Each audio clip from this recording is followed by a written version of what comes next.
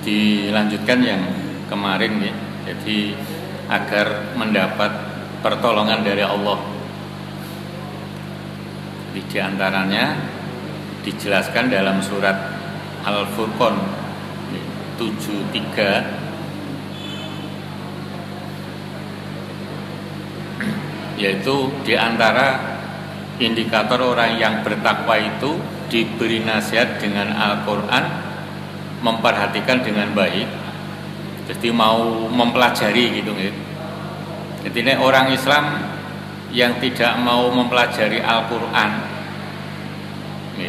itu berarti termasuk mengkhianati agamanya, tidak amanah gitu.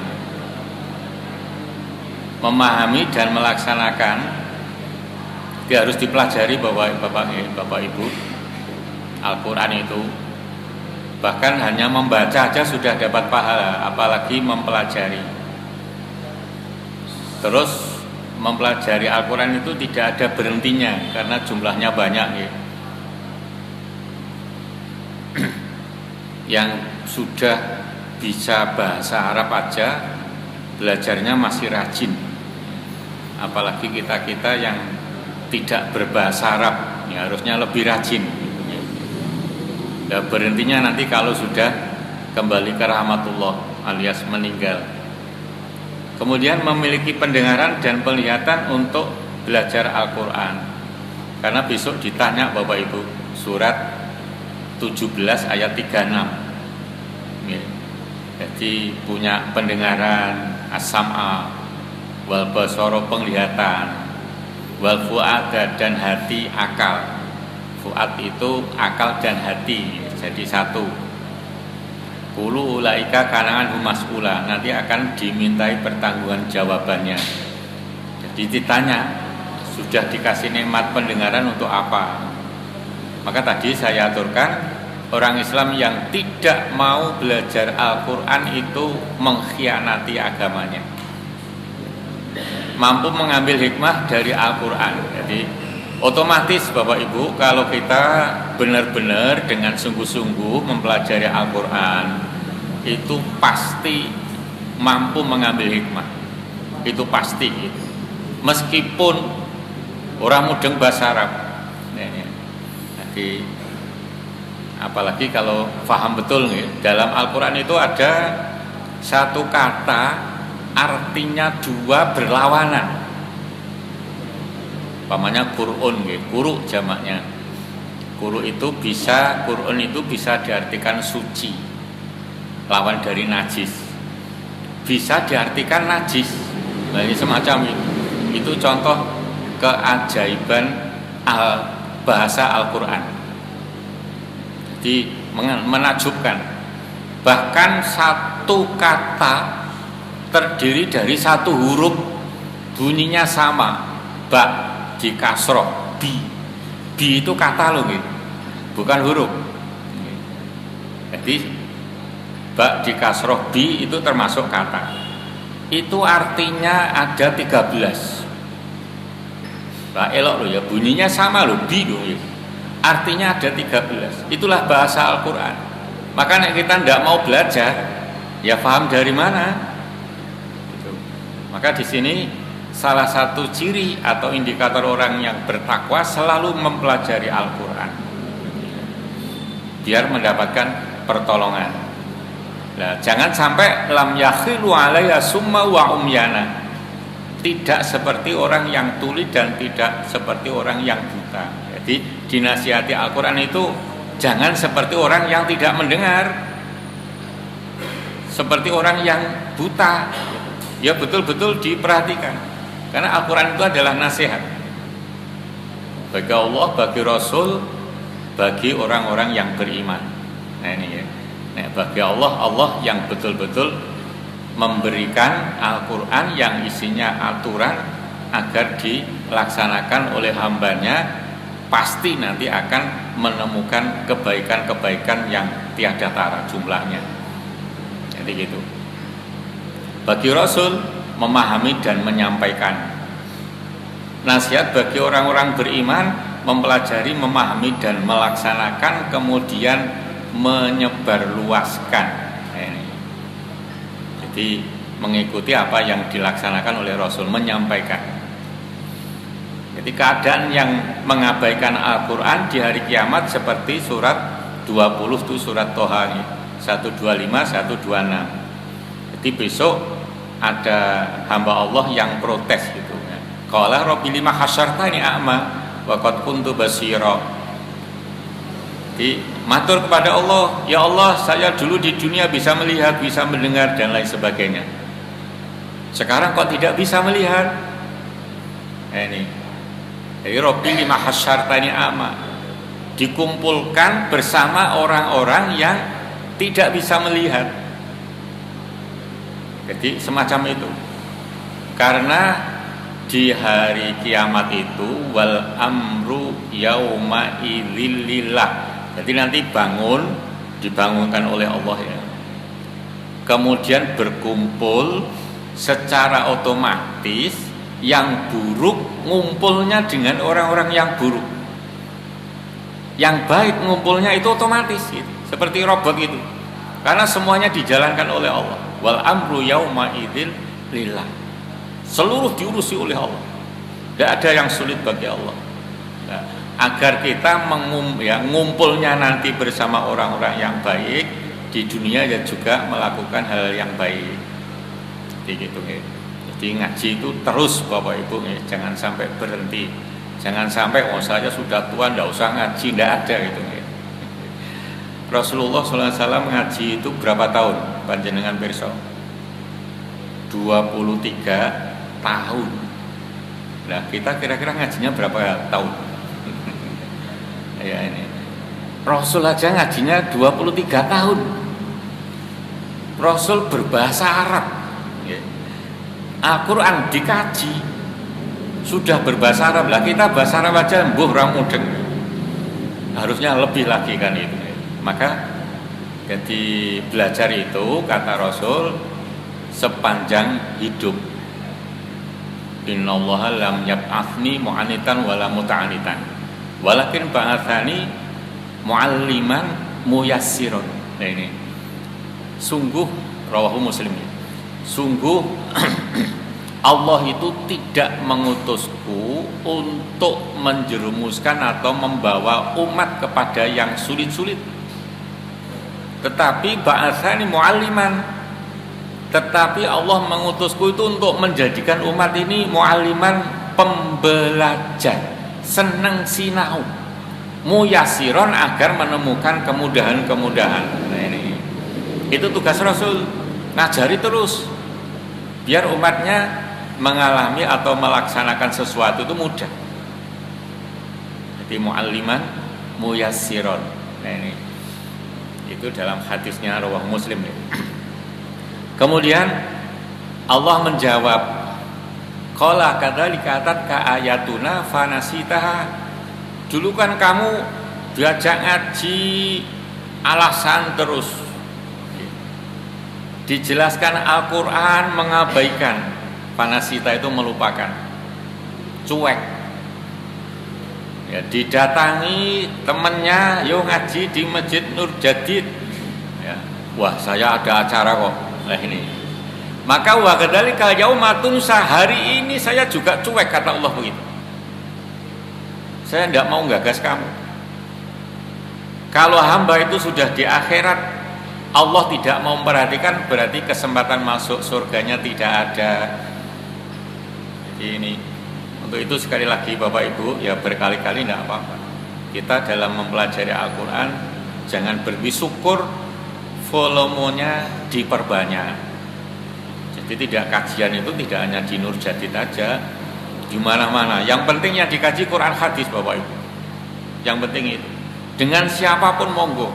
Yang penting Quran hadis. Jangan sampai nanti ya punya pemahaman ngaji ki mung siji wae, jangan melu liyan-liyane, engko ndak bingung. Jangan seperti itu. Ya sana ngaji, yang penting dua tadi. Yang dikaji adalah Al-Quran sama Al-Hadis. Dengan siapapun, dimanapun. Terus kalau mau ngaji di internet, Bapak Ibu hati-hati nggih. Tidak semua yang ada di internet itu membawa kepada hal yang baik, meskipun yang dijelaskan Al-Qur'an. Contoh nih, saya pernah menemukan di internet ternyata webnya palsu nggih. Dilacak itu webnya palsu ternyata. Menjelaskan surat At-Tahrim. Panjenengan sudah hafal itu. Dikatakan tahrim karena Rasul sallallahu alaihi wasallam karena kasus mengharamkan minum madu waktu itu. Terus turun ayat itu. Diingatkan oleh Allah, masa Allah aja menghalalkan, kamu mengharamkan. Nah itu ya, diingatkan. Itu ditafsiri oleh sing ngawur banget tadi. Istri Rasul itu ada yang bernama Maria Al-Qibtiyah ya. Jadi itu oleh penafsir yang kurang ajar, istri Rasul yang paling disenangi oleh Rasul itu Maria itu. Itu kan ngawur banget aku ya. Tidak mungkin Rasul begitu. Ya sayangnya kepada semua istri. Jadi kemudian pas gilirannya Hafsah saat itu, menurut penafsiran yang ngawur tadi, Nabi mendatangi Hafsah dulu, kemudian pamit ingin buang hajat. Pamitnya begitu. Ternyata Rasul tidak buang hajat, tetapi ke tempatnya Maria. Berak ngawur banget dong ini. Semacam itu. Itu di internet itu ditulis. Nah, ini maka saya usul panjenengan kalau belajar di internet itu hati-hati. Nah, kalau tidak belajar gimana? Ya, menurut saya ya belajar di internet itu luar biasa loh Bapak Ibu, ilmunya, penjelasannya. Cuman tadi nggih hati-hati, apa itu yang selektif. Itu. Saya kalau belajar ya lewat internet karena medianya ya mudah didapat, mudah diakses. Kadang bisa langsung dengan orangnya, padahal orangnya jauh. Nek tak parani ra mungkin. Mana Timur Tengah. Tidak mungkin itu nggih. Karena jauh. Mungkin kemungkinan tidak tiap bulan semacam itu, maka lewat internet. Lah sikap kita Bapak Ibu sekarang belajar itu dimudahkan oleh Allah lewat media apa saja. Terus kamu bagaimana? Besok ditanya loh Bapak Ibu. Kita yang punya HP besok ditanya, HP-mu untuk apa? Gitu. Rata-rata nih HP itu digunakan untuk apa Bapak Ibu? Pada umumnya kan mau diklu gini terus toh ya. Nah, itu cuek berarti. Lebih banyak gininya atau lebih banyak diklunya ke Al-Quran menurut panjenengan? Ya, ke HP-nya. Jangan dikira itu dosa loh ya. Jadi waktu membeli HP sudah mulai dosa karena hanya untuk diklu tadi. Kecuali panjenengan HP-nya ini, HP itu fungsinya apa yang utama? Untuk informasi, untuk saling menghubungi, itu aja yang dipakai. Kemudian untuk ngaji, tambah pahala. Maka mulai dari membeli, niat membeli itu sudah pahala terus dihitung. Jadi masalah itu kan ada tiga di dalam agama. Yang pertama makmurat. Makmurat saya tuliskan nggih. Sebentar. Di sini belum saya tuliskan.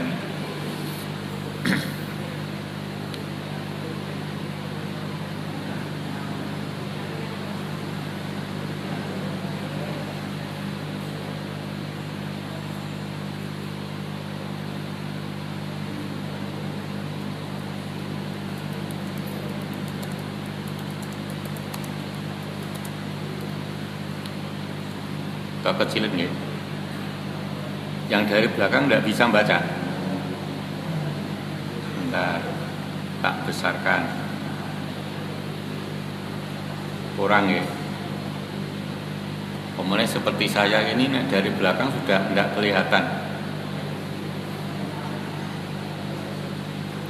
Sekian. Iya, cocok ya.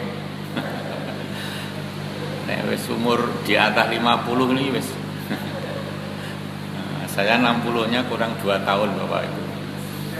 Iya. 1 makmurat. makmurat. Nanti penjelasannya saya jelaskan. Gini aja. Sesuatu yang dikerjakan dapat pahala. Saya singkat aja biar cepat. 2. Munhiyat, dikerjakan dosa. 3. Mubahat, ya, bisa nomor 1 atau 2, ya, masuknya di situ, tergantung penggunanya nanti. Makmurat sesuatu yang dikerjakan dapat pahala. Ini resolusinya agak beda ya, yang resolusi itu LCD-nya. Masalah dalam agama itu yang pokok ada 3 ini. Makmurat contohnya ngaji, kerjakan pahala, ya. Sholat, puasa. Munhiyat, dikerjakan dosa, hukumnya makruh dan haram, ya. Munhiyat itu hukumnya makruh dan haram. Nah, kelasnya Imam Syafi'i itu makruh itu sudah dianggap haram, gitu. Makruh itu sudah tidak mau melaksanakan. Kalau kita kan, alah mau makruh kan gitu. Ya gitu. Mubahat itu bebas, tinggal nanti nek Jawa cak-cakane piye. Nah gitu. Bisa masuk ke nomor 1, bisa masuk ke nomor 2. Contohnya HP itu. HP itu beli HP secara agama tidak dosa. Nenek untuk WA-an terus ngalahke Al-Quran, jadilah dosa, masuk nomor 2. Beli HP tidak ada masalah, kemudian untuk mencatat kajian biar cepat, belinya mendapat pahala, masuk pada makmurat, kan gitu. Jadi di sini contoh yang lain yang agak berat, nikah itu masuknya mubahat. Nikah banyak loh, nikah itu tujuannya tidak bangun rumah tangga, golek bondo. Semacam itu. Ada, saya punya kenalan waktu saya di Jakarta, ya. Nikah itu istrinya kemudian dijual, dipelacurkan itu loh, seperti itu, ya. Maka nikahnya masuk pada munhiyat. Jadi begitu ijab kabul sudah dosa, padahal belum melaksanakan tadi yang maksiat. Tapi kalau nikah tujuannya membangun rumah tangga agar sakinah mawaddah warahmah, taat kepada Allah dan Rasulnya, maka masuklah makmurat, dapat pahala. Jadi angkah tuka wa jawat tuka, mulai dari situ sudah dapat pahala. Jadi mulai lamaran, khitbah itu, mulai khitbah sudah dapat pahala. Ini mubahat, ya, semacam itu. Maka hati-hati Bapak Ibu kalau mensikapi sesuatu, ya. Nanti di akhirat akan tampak nanti, faman ya'mal mithqala dzarratin khairan yarah itu. Jadi rumangsani dapat pahala, ternyata tidak banyak itu. Ya. Contohnya aplikasi Al-Quran ditaruh di HP. Nek buka mung Jumatan tok, padahal buka WA-nya tiap hari. Al-Qurannya kalah atau menang itu? Ya. Itu aplikasinya Al-Quran, tapi bacanya hanya seperti itu, seminggu sekali. Nah, semacam itu. Dan itu jumlahnya banyak.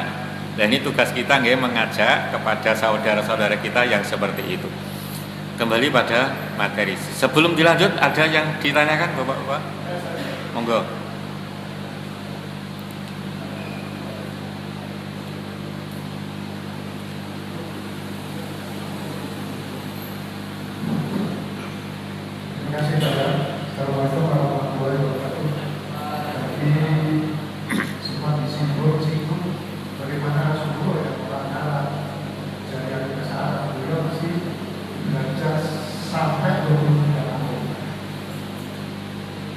saya mengambil pribadi saya dengan alasan kesibukan.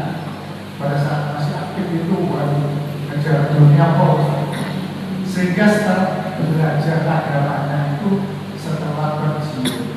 Nah, yang jadi pertanyaan kami sepertinya walaupun berapa kali saya katakan ini memang tidak terlalu, tapi memang terlalu.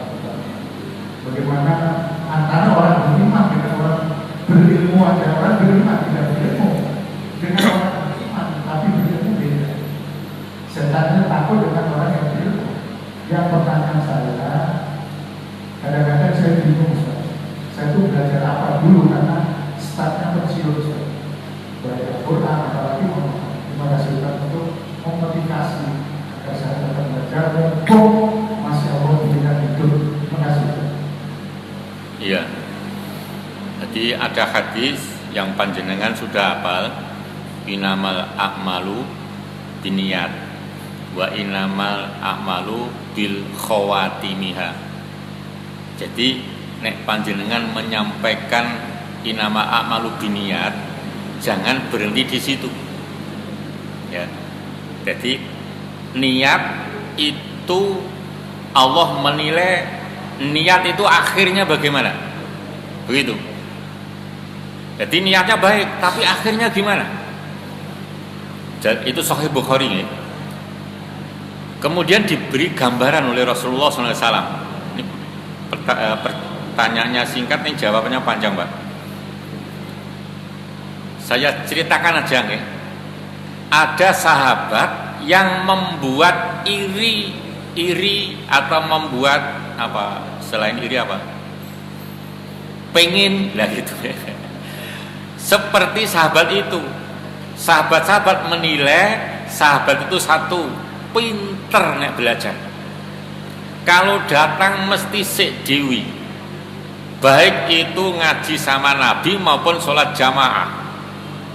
Nek perang mesti menangan. Nah gitu. Nggak pernah terluka. Akhirnya sahabat-sahabat yang lain, wah nek umpama saya seperti itu, senengnya bukan main seperti itu. Maka para sahabat punya pendapat itu ahli surga. Lah, rembukan seperti itu oleh sahabat didengar oleh Nabi. Nabi jawab, nek menurut saya ahli neraka. Sahabat kaget, mau protes tidak berani, kan gitu.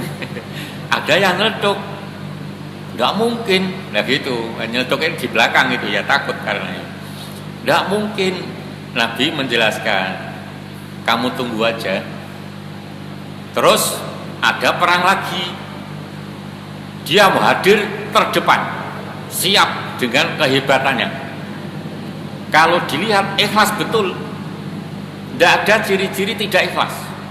Begitu perang kena senjata. Sebetulnya senjata itu mengenai tubuhnya, tidak membunuh dia, tidak sampai mati, hanya sakit. Cuman setan lewat, Mas. Ben dikira syahid, kowe mati kalau senjata kuwi. Langsung ditancapkan. Nilai apa niatnya agar dinilai syahid gitu. Masuk surga atau neraka? Ya. Akhirnya sahabat yang bertanda tanya tadi terjawab, meninggalnya bunuh diri biar mendapatkan pujian syahid kan gitu. Jadi intinya tadi nggih, innamal amalu biniyat wa innamal amalu bi khawatimiha. Semacam itu. Jadi kita melakukan sesuatu harus ikhlas lillahi ta'ala. Yang kedua contohnya dicontohkan oleh Imam Ali dalam kondisi perang ini. Imam Ali itu nek perang jagoan. Bahkan pernah namanya mubaris. Mubaris itu nek perang, sebelum perang bareng maju satu-satu, jumlahnya mungkin 3, mungkin 2, mungkin 5, berhadapan satu-satu dulu gitu loh. Itu namanya orang-orangnya disebut mubaris gitu ya. Jadi apa itu, perang tanding dulu. Imam Ali tidak pernah kalah itu. Siapapun musuhnya mesti mati. Nah setelah itu baru perang bareng gitu. Itu dulu nek cara perang seperti itu, tidak seperti sekarang ini ya. Sekarang perangnya mau ngawur gitu. Nah ini ya, ngebom ya, dia ngawur banget. Imam Ali ketika perang mau membacok orang kafir dibunuh karena ini musuh. Lah kok orang kafir meludahi Imam Ali kena mukanya. Nek panjenengan terus gimana?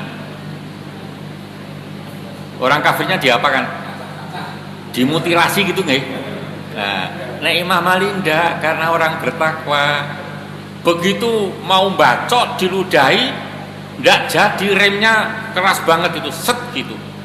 Terus diturunkan. Dalam benaknya bertanya, nek orang kafir saya bacok, kira-kira Allah memberi nilai ke saya membunuh orang kafir lillahi ta'ala atau karena diludahi? Nah gitu. Perintahnya dak mayuribuka ilama la yuribuk. Ya.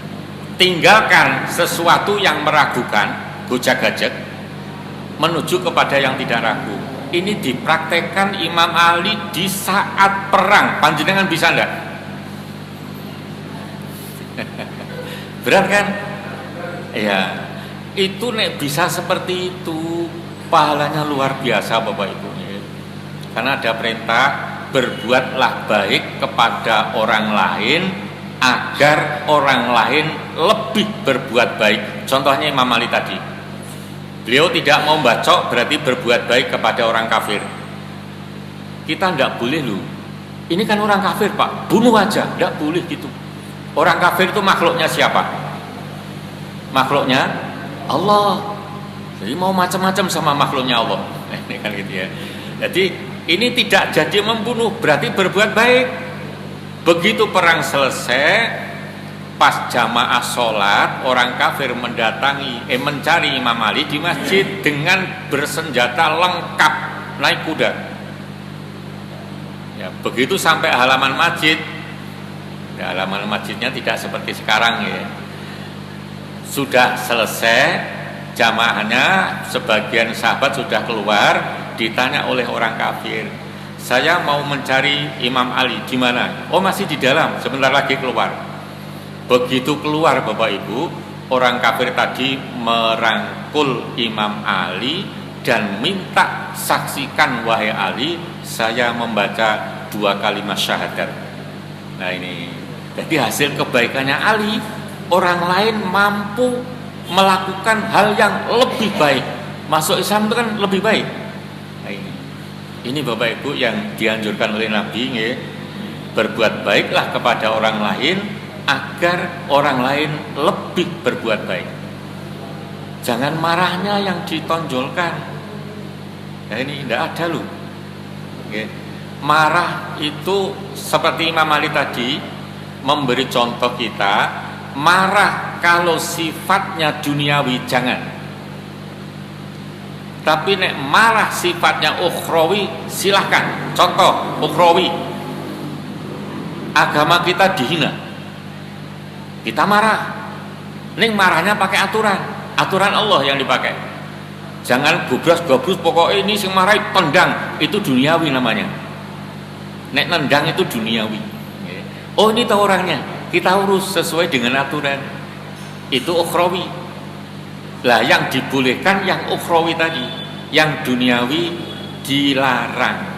Bahkan Nabi mengatakan orang yang cepat marah dan sulit memaafkan meskipun orang Islam, itu berarti Islamnya buruk. Lah Islamnya orang yang baik itu marahnya sulit, mudah memaafkan. Contohnya Nabi itu. Kita tiru nggih? Kita tiru. Lah sekarang tadi jawabannya, wallahu la yanzuru ila ajsamikum walakin yanzuru ila qulubikum. Allah menilai bukan lahiriah, tetapi yang ada di hati kalian.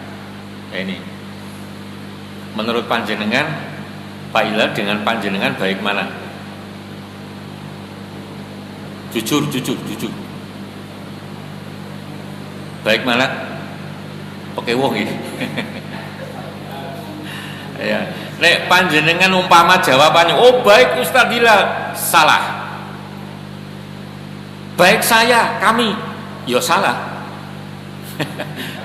Itu memihak saya salah, memihak panjenengan salah. Yang bisa menilai hanya Allah lah gitu. Maka peringatan Nabi tak singkat saja dengan bahasa Jawa, ojo dupeh. Maksudnya tahu? Ojo dupeh wis dipanggil ustadz mesti lebih baik. Tidak begitu. Karena Nabi mengingatkan dalam surat Munafikun ayat 4 gitu. Surat Munafikun ayat 4. Wa idza ra'aitahum tu'jibuka ajsamuhum wa iyaqulu tasma' liqaulihim. Hai Muhammad, kalau kamu melihat orang munafik mesti kagum. Tu'jibuka, ijab itu kagum. Kenapa? Penampilannya luar biasa. Pakai keduk putih, pakai sorban, jenggotnya panjang. Umpamanya gitu loh. Wa iyaqulu tasma'li qaulihim, kalau bicara, kalau ceramah mesti kamu seneng karena retorikanya bagus. Tapi itu munafik. Maka dikatakan oleh Nabi sebutannya al-bayan dalam dalam hadis rawahu Tirmidzi nilainya hasan. Al-bayan itu dijelaskan kahaula'il khutabau alladzina yakhtubuna amaman nas. Contohnya para penceramah alias khotib. Ampun khotib lho nggih, khotib. Yang panjang T-nya bukan kho-nya. Karena ada dua dalam bahasa Arab, khotib dan khotib. Bunyinya sama tuh nggih. Itu loh termasuk keajaiban bahasa Arab. Khotib artinya manten lanang, kho-nya panjang. Khotib. Jadi nek panjenengan umpamanya bar jadi khotib Jumat terus cerita ke temannya, oh kemarin saya jadi khotib di sana, berarti jadi manten meneh. Lah yang betul penceramah itu khotib itu nanti semacam itu. Itu kalau panjenengan manfaatnya belajar bahasa Arab. Ya, tadi yang dilihat bukan lamanya belajar agama atau sebentarnya agama belajarnya, tapi ketulusannya, keikhlasannya lillahi ta'ala. Itu di situ. Maka ikhlas itu menurut Imam Ghazali kan ada 3 nggih. Al-awam, al-khawas, al-khawasul khawas. Jadi ikhlas itu ada 3. Awam itu orang yang ibadah, ngarep-ngarep, gitu loh. Ngarep-ngarep ben masuk surga, itu sudah ikhlas Bapak Ibu, berarti sudah baik. Yang kedua al-khawas, ngarep-ngarep biar dekat dengan Allah, pahalanya biar tambah. Nah ini. Yang ketiga al-khawasul khawas, saya ibadah terserah Allah. Yang penting saya memahami cara ibadahnya sesuai aturan Allah. Terserah nanti dimasukkan neraka, monggo. Dimasukkan surga, alhamdulillah. Dengan usahanya melaksanakan ibadah sesuai aturan Allah. Itu difahami betul. Pasrah pokoknya. Tawakalnya luar biasa. Terserah Allah. Jenengan gitu sakit. Ya, tapi itu semuanya baik loh, tidak jelek loh, karena sudah ikhlas. Ya, sudah ikhlas. Jadi itu Pak Marti jawabannya. Semacam itu. Terima kasih. Jadi termotivasi selama hayat muslim kami berada untuk terus belajar walaupun kata-kata tadi sudah jelaskan. Terima kasih. Saya tambah sedikit. Belajar itu Allah tidak melihat mudeng atau tidaknya. Ning sing penting mau belajar. Dalam majelis begini yang baik itu ada 4. Sering saya sampaikan. Aliman, muta'aliman, mustami'an, muhibban. Dibaca alimun boleh, muta'alimun boleh, muhibbun boleh gitu ya. Jadi ada 4. 1 aliman yang memberi ceramah kalau ikhlas. Yang kedua, muta'alliman, yang belajar, cirinya mendengarkan dan mencatat. Mencatat sekarang alatnya banyak ya. Pakai HP langsung jepret jadi. Nanti di print sudah jadi gitu. Sekarang teknologi luar biasa memudahkan kita untuk belajar. Yang ketiga, mustami'an, mendengarkan dengan baik. Ini ya tiga-tiganya sudah diberi nilai baik oleh Allah. Yang keempat, muhibat, muhibban, yang penting seneng ngaji. Enggak ditanya mudeng apa orang.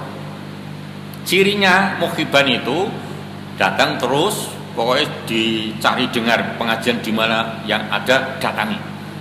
Datang terus, awal-awalnya mendengar. Teko tengah-tengah mak dekluk ngantek selesai.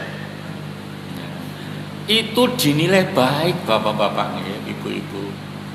Jangan dikira ngaji ndingkluk terus bae ngorok. Enggak masalah. Yang penting awalnya sudah mendengar tadi lho nggih. Wong apa ya, ngantuk itu menurut saya ada beberapa orang yang sulit menahan. Terutama bagi penderita satu, tensi tinggi, gula tinggi, tensi rendah, dan lain-lain. Itu sulit. Saya tuh punya rodo cerita sidik. Punya teman guru bahasa Inggris lagi rembukan dengan saya. Ngerti itu madek lu gini, loh kok tidur? Padahal baru rembukan ini. Ternyata tensinya tinggi, seminggu berikutnya stroke. Itu maka hati-hati yang tensi tinggi. Baca Qurannya sing sregep. Nggih. Sing sregep maca terus pokoknya. Insyaallah nanti ya, akan diberi hal yang terbaik. Itu nggih. Jadi yang menurut pengamatan saya saya tidak tahu ya. Sing rajin baca Quran itu sudah ada contohnya, diantaranya Pak Mardi Prenggolayan. Bagi yang perso, Pak Mardi Prenggolayan itu hadiahnya oleh Allah. Awalnya pakai kacamata karena usia, berarti plus nih. Terus punya acara mentarget membaca Al-Quran 1 bulan khatam. Oh itu 1 bulan khatam, tiap bulan sekali khatam. Lama-lama tidak ngagem kocotingan. Tuh hadiahnya. Terus tidak stroke. Ini contoh gitu ya. Biayanya masih wonten panjenengan tangleti. Itu contoh aja. Jadi manfaat hanya membaca Al-Quran. Hanya membaca loh ya. Maka kita harus punya program Bapak Ibu, jangan sampai sehari atau 2 hari tidak membaca Al-Quran, tapi tiap hari ya, meskipun hanya sebentar, 5 menit, 10 menit, seperempat monggo. Yang penting acara tiap hari itu ada membaca Al-Quran. Ngaten nggih? Ada yang ditanyakan? Yang lain? Kalau tidak dilanjutkan. Orang Islam harus mampu membaca Al-Quran. Berikutnya ini fadilahnya. Mendapat pahala ya, yang berlipat. 1 huruf umpamanya leh maca grodal karo gratul 2 kali lipat pahalanya. 1 huruf, tiap huruf 2 pahala. Padahal Al-Fatihah itu berapa huruf? Nah ini ya. Iya, grodal gratul itu 2 kali pahalanya. Apalagi baik. Nah, ini. Karena apa? Allah menghormati, menghargai orang yang membaca Al-Quran. Mau moco bacaannya jelek, ora mudeng maksudnya, ning pahalanya 2 kali. Tuh, 2 kali huruf. Ya. Ditinggikan derajatnya besok di akhirat. Otomatis Bapak Ibu, kalau panjenengan baca Quran terus itu Allah mendidik loh, meskipun tidak mudeng, tahu-tahu punya akhlak yang baik. Itu hebatnya Al-Quran. Maka dikatakan mukjizat itu seperti itu. Hanya membaca toh, tahu-tahu loh kok saya berubah jadi baik.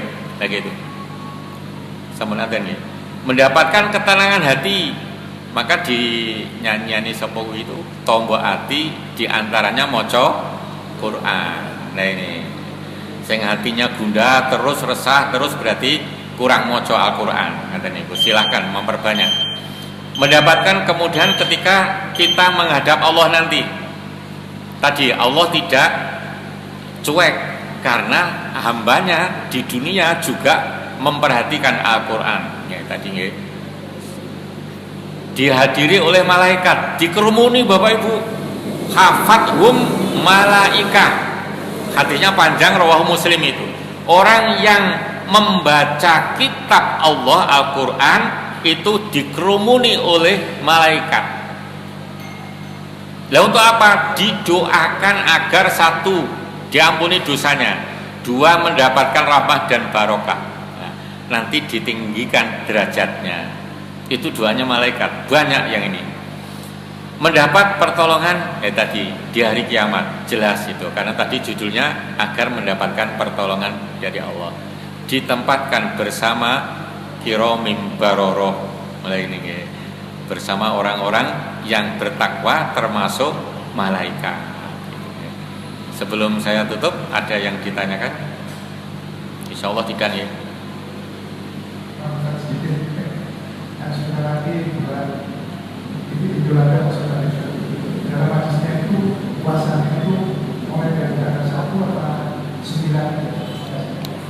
Ya, jawabannya secara singkat aja. Ada hadis yang menjelaskan berbuat amal soleh di awal bulan Dzulhijjah itu pahalanya sangat banyak. Lah, berbuat amal soleh diantaranya dijelaskan puasa sunnah mulai tanggal 1 sampai 9. Disebut Yaumul Ashr, bukan 10 hari loh nggih. Namanya Yaumul Ashr. Ashr itu artinya 10. Jangan dimaknai 10 hari. Gitu. Jadi ya, asyara, bukan ngasar pakai shot, bukan. Iya. Iya, seperti itu. Jadi amal yang baik berarti puasa sunnah, sedekah, salat sunnah. Terus dijelaskan puasanya boleh mulai tanggal 1 sampai tanggal 9. Nah, ini. Nanti kalau keberatan ya tanggal 9 saja ya monggo, itu pilihan ya. Pilihan monggo, terserah. Nggih. Gimana? Yang lain sudah cukup aja. Sekian kita akhiri dengan kafaratul majlis. Subhanakallahumma wa bihamdika asyhadu an la ilaha illa anta astaghfiruka wa atubu ilaik. Kurang lebihnya mohon maaf. Billahi taufik wal hidayah. Assalamualaikum warahmatullahi wabarakatuh.